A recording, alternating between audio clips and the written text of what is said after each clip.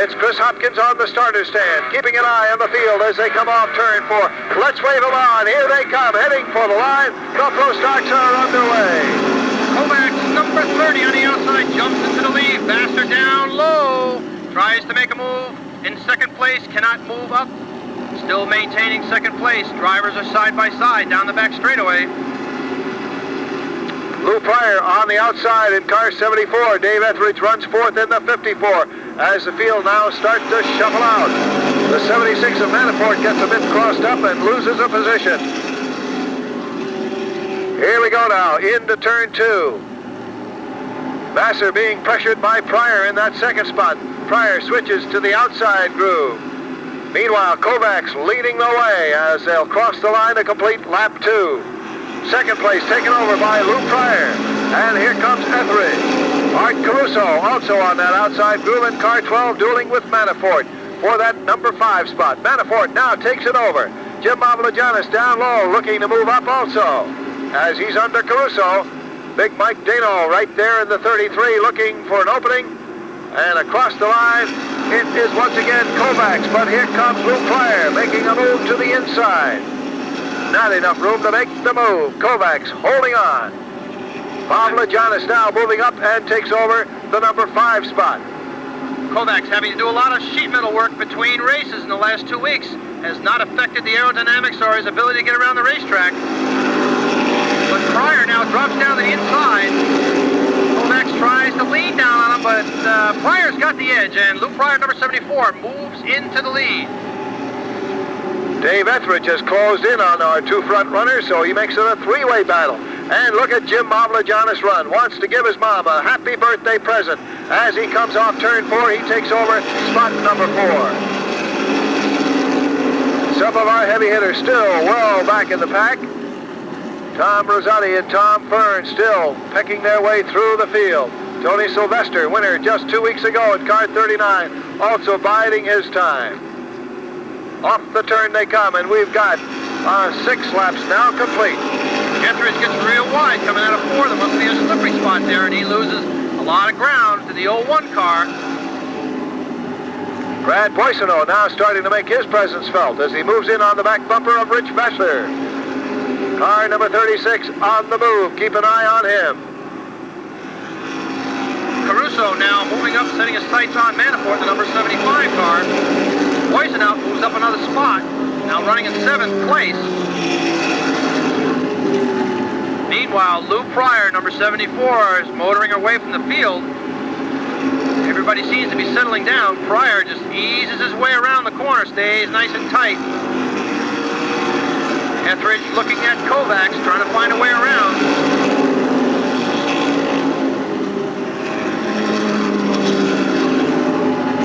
The extra march stores entry, the 01 car, Mavrogiannis. Also right there, waiting for something to happen. Etheridge goes to the outside, goes up top. Mavrogiannis drops down to the inside. Bad move by Etheridge. Mavrogiannis leans on him. Etheridge cannot close the door and gives up a spot. And meanwhile, Rich Vassar drops out of the event. Mechanical woes. On the backstretch, contact all over the place. Heavy contact down the backstretch. And we'll see how this one all sorts out, but no question about it. It looks like Caruso's car. And Tom Fern could also be involved in that one. Wedged between man with Bill Lauriston's car. Doug, your particular aspect, yes, tires. What do you do? What do you look for? Well, you define stagger for those who aren't sure exactly what it means. You want the right side tires to be a little larger than the left side tires to help you get around the corners better. And then 6. We'll try to get a count for you very quickly here. 20 cars. All right, Looks like Tom 20 cars. Fern is back. The number 92 does return. So our top point man back in the action, trying to pick up those valuable points. From Springfield is pulled in. He is going to give it up for the night, I think. All right, we're ready for the restart. Peter Locke will pull in, and then we'll look for the restart, and Tony Sutton will have our call. Tony? Cars line up into turn 3. They're tight now. The field's close together. Green flag is out, and we're racing. Pryor on the gas. Kovacs runs with him. right there, number 54. Kovacs goes wide and drops back to third place. Here comes Manafort. Kovacs definitely, whoa, we got a car going fast in the infield. Denny Doyle, coming out of turn 2, lost it and went diving across the grass, and apparently he's going to call it a night. Car number 31 apparently through for the night. Well, maybe not. Here he comes now. Whatever it wasn't good. Brad Farino's moving up the number 25 car, currently running in 4th position. Doyle, a real charger here. Tough break for him, number 31.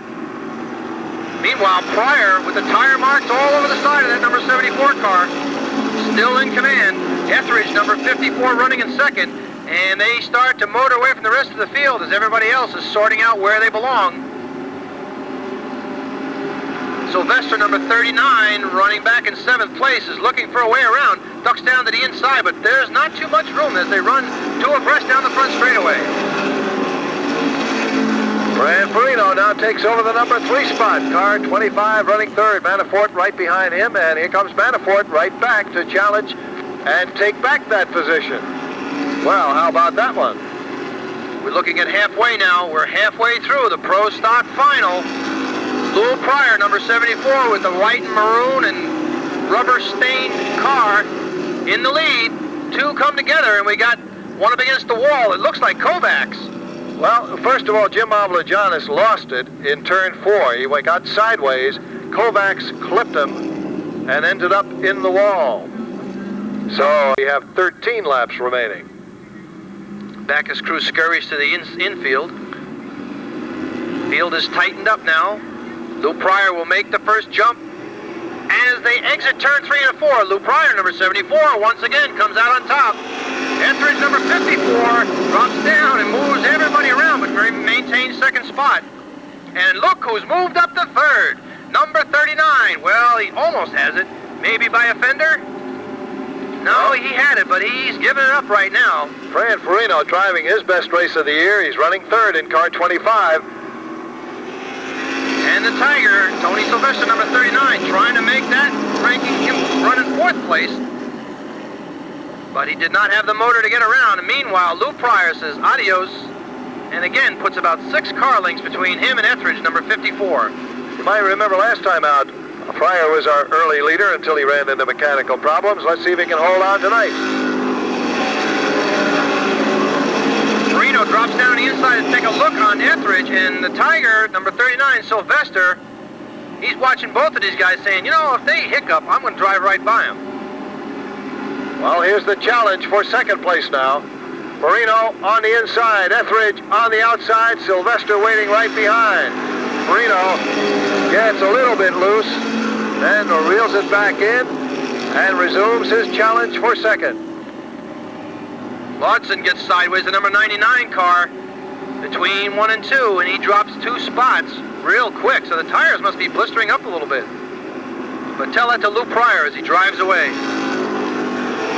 And Farino now has second place by half a car length. Etheridge right there with him, up on top. Farino's got the fast line around. Etheridge is he's gonna give it up. He's gonna let him have it. Drops in behind him as they head for turn number 3. 16 laps completed. We're looking for 17 this time around. Oh, and it's moving back and forth in the front straightaway. Hardie's moving up. Number 42 is right behind Sylvester. He just kind of snuck out of nowhere and moved up to join the ranks of the fast guys. Manafort moves back 1 spot as Hardie moves up now. He looks at Sylvester. Sylvester locked down in that low groove. He's looking to get around Etheridge. Tony Sylvester drives in hard in the low groove. Etheridge, number 54. Oh, they're on top of each other. Oh, look at this. And we got trouble in turn number 2. Etheridge blinked. Sylvester was right there on top of him, literally. And everybody scrambles over to see what's going on. It just seems like Etheridge dove down underneath Tony Sylvester, and there was literally no place to go. I'll tell you, it's a tough one tonight. Well, we now show 18 laps complete. And let's hope that everybody, first of all, is okay. That was a tough one. And secondly, we'll see how these two cars are. Looks like the field's going to come to a halt. Doesn't look like there's ways. Yeah, they're going to squeak through, I guess.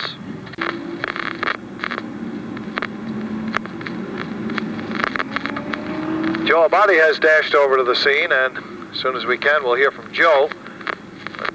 Wait until he gets the word. Okay, Joe, you have something? So far, we have both drivers okay, A-okay, so that's the best news.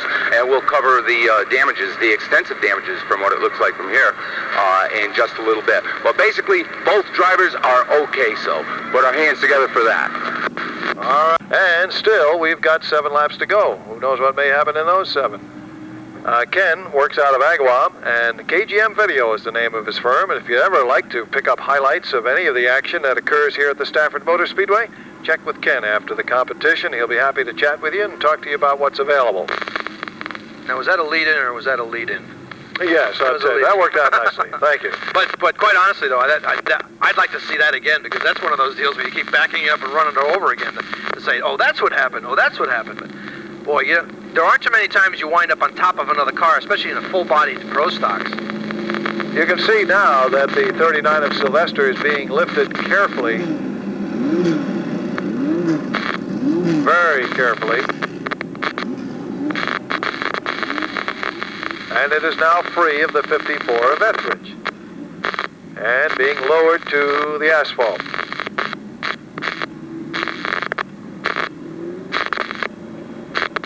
There's a small fire underneath the Etheridge car.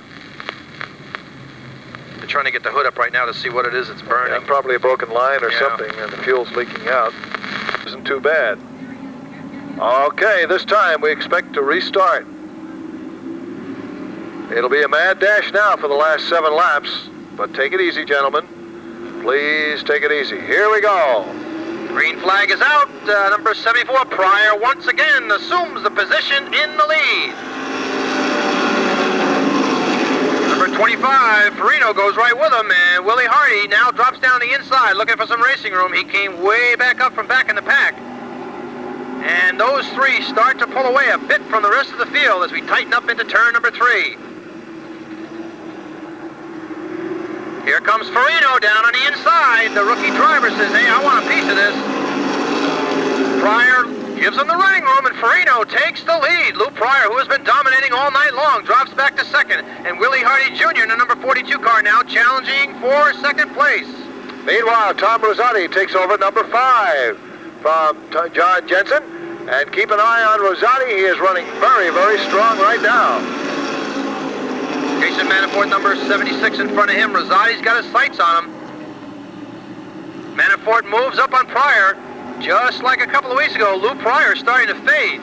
Whatever the magic was that was there, it has gone away. Maybe it's tires, maybe it's motor, but Lou Pryor, who is just dominating this field, has now brought to 3rd place, and you can see him in the cockpit there trying to edge the car ahead. Now, Willie Hardie makes a bid, but no, he can't move it that time. Farino shuts the door on him. Meanwhile, Pryor tries to come back, tries to get under Hardie. No success there.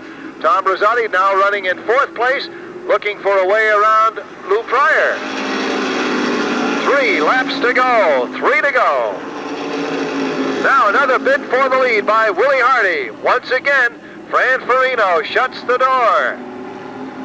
Meanwhile, Tom Rosati bids for the number 3 spot. Don't count Rosati out of this one yet. Here comes the signal. 2 laps to go. 2 to go.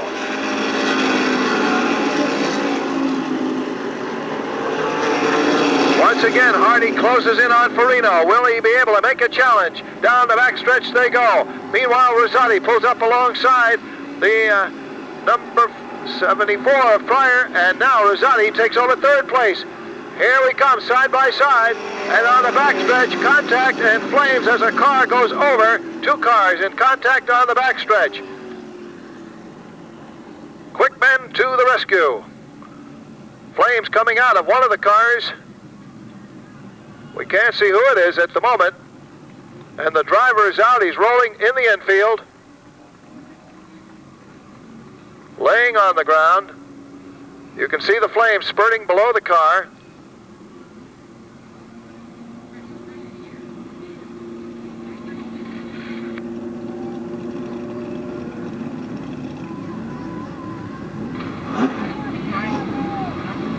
ambulance on the scene very quickly to tend to the driver who got out of his car okay, rolled to the surface on the infield.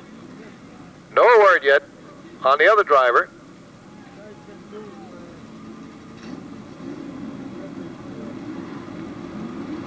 We won't say anything till we get a report, accurate report for you. Another ambulance coming up on the scene right now from the pit area.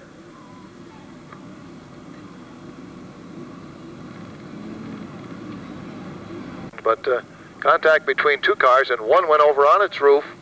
Flames burst out. And Joe, as soon as you can identify those drivers, please do so.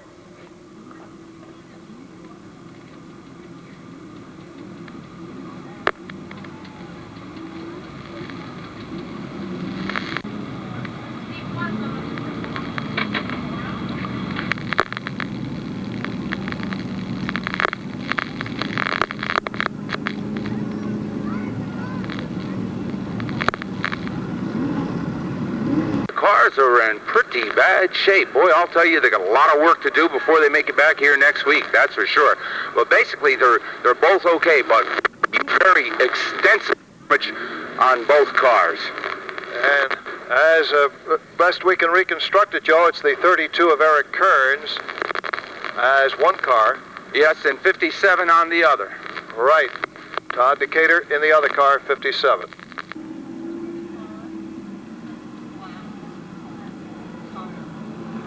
Has a flat tire.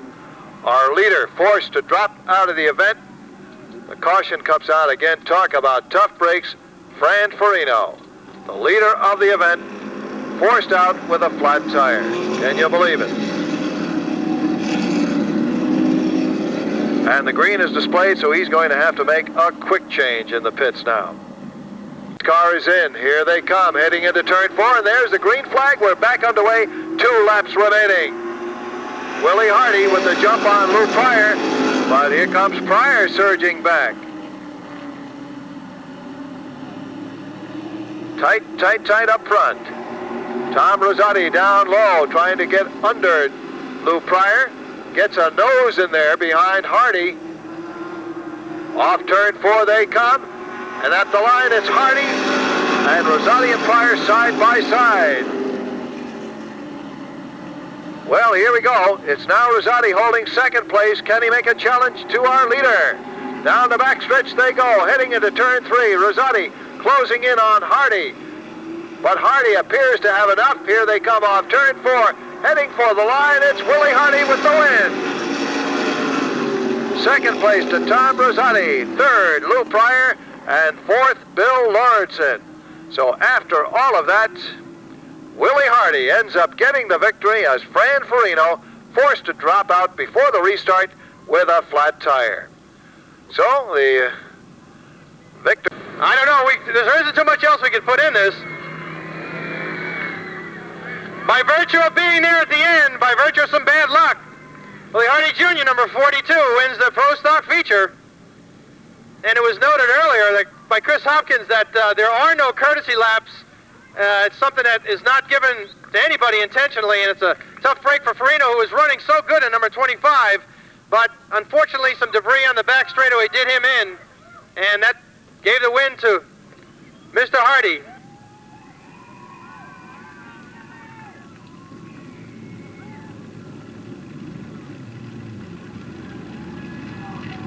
We'll move things along as quickly as we can in victory lane so we can get on with our late model. Well, the misfortunes of some turned out to be the fortunes for others, and as Willie's loyal following applauds his victory, we wait for him to come to the victory stand. Ladies and gentlemen, the winner of the Pro Stock feature, Willie Hardie Jr. Boy, there isn't too much we didn't see in that thing. I mean, from the track's perspective, that must have been wild. No, that was a pretty exciting race coming from the back there, just missing about everything. Whew. We'll take it. Yeehaw! I hear you. Farino, tough break because he was running real strong and picked up something on the back straightaway in his tire. Is that why he went out?